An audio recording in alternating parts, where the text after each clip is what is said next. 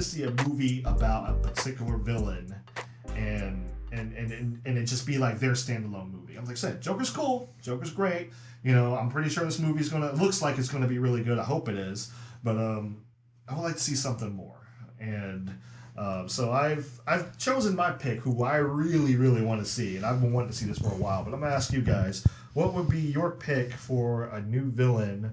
What would you like to see? Like, either, and it doesn't matter, like whether you want to see Batman take on that villain or just see an origin story / or just movie dedicated to that particular villain. I'll start with you, Hakeem. What would you like to see? I would like to see an origin story for Mr. Freeze. Mr. Freeze, yeah. Okay. Another second chance character. Yeah, no, so he's a second chance popping up a lot. So, I'm assuming you would not want him to be played by Arnold. No. No. Okay, well, why Mr. Freeze? Well, which movie was it? Was it Batman Forever or Batman and Robin had Mr. Freeze? Yeah, Batman and Robin. And they had him and Poison Ivy in it, and I want to say someone else. Too many, Bane. Bane. Too many characters in it, so not enough time for storytelling. And he was a very interesting character to me. I remember when I saw the animated movie, him, Batman, and Mr. Freeze. It was called like Sub-Zero, something like that. Right. And I thought that was cool. So I wanted, to see a live action movie of Mr. Freeze. His origin story. What drove him. Well, you kind of know what drove him, but to see the culmination of how what drove him to do the things that he did in order for his wife and things like that. Because it's always not fun, but interesting to see what a person would do for their loved ones, because they care for them and they think it's the right thing to do. Right. And sometimes it's really not. But in their mind they think it is. So yeah, or they don't feel like they have a choice. Right. Or whatever. And yeah, and I would agree with that, because you can tell this story one or two ways. You can tell it the old, you can make him the old campy Mr. Freeze or whatever, but I think what you're wanting is the one that has the more of a dramatic backstory and everything. And like I said, you can tell it either way you want to, but it would be interesting. It would be nice to see like the dramatic take on Mr. Freeze. And by that same point, this is one of the villains I usually defend. One of the Marvel villains I usually defend on screen or whatever is Sandman, because his whole backstory was, I want to save my daughter. I don't have money to save my daughter, so I'm gonna do what I can to save. But it's the whole thing. Like, what was it? I forget. It was John Q or whatever. When Denzel Washington said it, he was just like, "No, my son's gonna bury me. I'm not gonna bury my son." Right. And I get that from a parent. I'm not a parent, but at the same time, I get it. I'm like, if I had a son or I had a daughter or whatever, I would want to do whatever is possible. I understand there's ethical questions and stuff you got to ask. And I'm just like, well, would you rob a bank if it meant that your daughter would live on forever? And I think about that stuff later. I'm gonna do this. I mean, I'm just like, and it's tough for stuff like that. And I would like to see, I would agree. I would like to see like what a movie that would bring that to light. Just kind of touch on those ethical questions, like test his morale.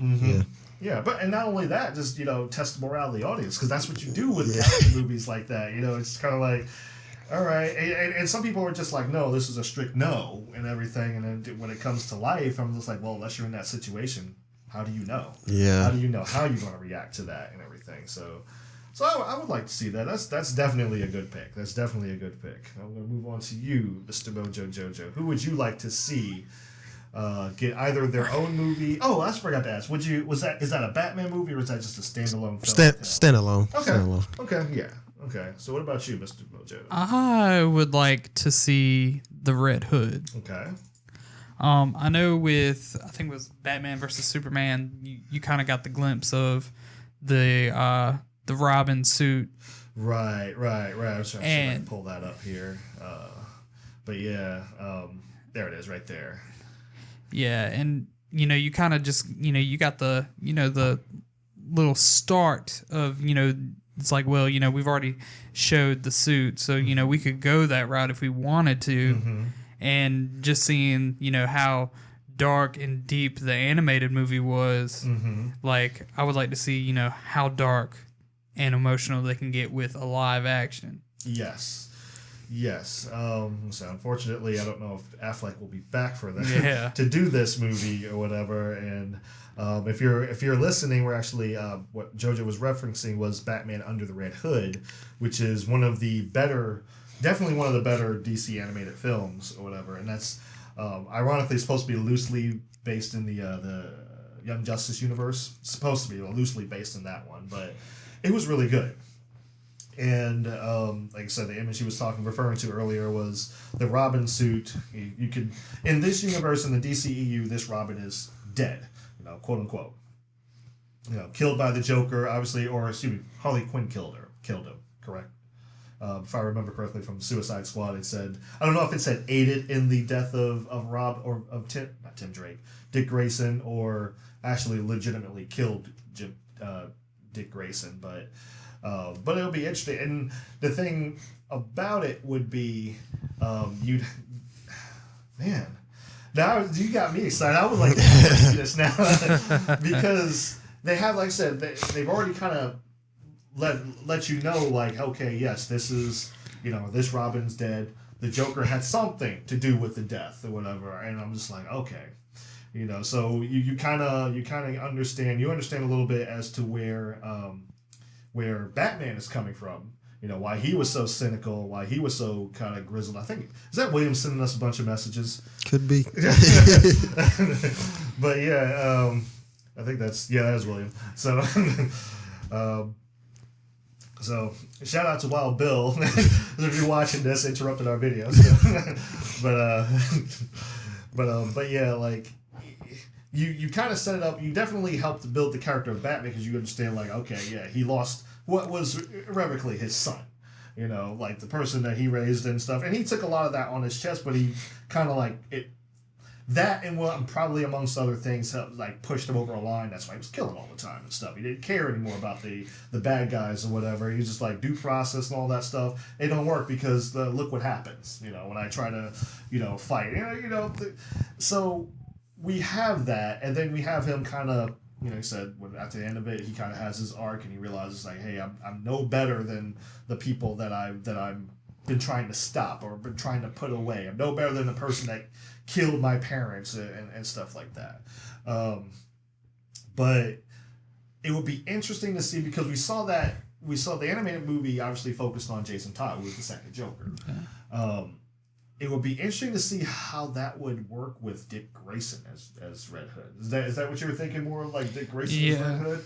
It would be interesting to see what happens there because if they're going about this in the way of the universe, then, you know, Dick Grayson would have been with him as a kid, you know, so like I think like 9 years old or something like that. So to see that psyche and then have him, you know, get resurrected through the Lazarus pit and everything, and see that bloodlust that eventually it works within him, and to have the same skills as Batman, and then like that moment of like, why did you abandon me? Like, why did you let this happen? Mm-hmm. And then just see, like, you know, that raw emotion, and it's just like, well, what's Batman gonna do? Mm-hmm. Yeah, and then like I said, that could be another film. I mean, obviously this features the Joker, but at the same time, I'm like that's the whole point, is because Batman refused to kill the Joker or whatever, and you can still you can actually address that element too. And I was just like, hold up, you went on this entire killing spree for a long time, and this is the one person you didn't kill, the one person, and I'm just like, he's kind of got a point. I can't be mad at him so much. So I'm like, yeah, I mean that would be good. It's like you kicked the dude out of the window that stole the loaf of bread. Like, he pulled a gun out, you just kicked him through a 10-story window and let him fall to his death. But Joker's over here like releasing like laughing gas, poisoning everybody, drowning like everyone, like destroyed all of Gotham, and you're like, nah, like I think I'm gonna let this one live. Mm-hmm. Like, does not make sense. Yeah, and you know what? at that same token, it could be because Batman had that arc of just like, oh, I can't. I've been wrong this whole, like I said, for the movie of Batman v Superman, he was the one in the wrong. He was doing all this, going out his way to kill people, and say, especially Clark. So it was like he realized, like, I stepped over a line. I can't step over that line anymore. Like, this is what happens to you. This is what you become. So it could be that interesting dynamic between the two, because it's like, all right, well, you've already established that, you've seen what Batman can be like if he's just 100% brutal, raw, does not care about the people that are committing the crimes or whatever. You've seen that part of him, and then he gets his humanity back or whatever. So it will be a good character movie to have between Dick Grayson, who has actually gone over that same ledge and everything, and he doesn't come back from it. There was one that I've always wanted to see, and that has never been given justice. Not in the movies, not in the TV show, the Gotham TV show that's come out and everything like that. That he hasn't been given justice. She hasn't been given justice there. And the one I would love to see is actually a Poison Ivy movie. I would love to see a movie just strictly dedicated. Doesn't have to involve Batman or anything, but I would love to dive into the psyche of Poison Ivy, because I feel like that's a character that, she is the literal definition of, a woman scorned. She's that complete, like, you screwed her over and she's going to get you back. And the thing is, you probably won't even know. You won't even know. It'll just be like some spores coming out from somewhere, and next thing you know, your insides become your outsides and everything. and you don't even know it's her or whatever. But I would like to see that. I would like to see, like, what genuinely damaged her or whatever. I mean, she's been given some good stories in comics before, but she's always been kind of like on that extremist level or whatever, and then she gets the powers, and it's like, oh, okay, I can do this stuff now. So,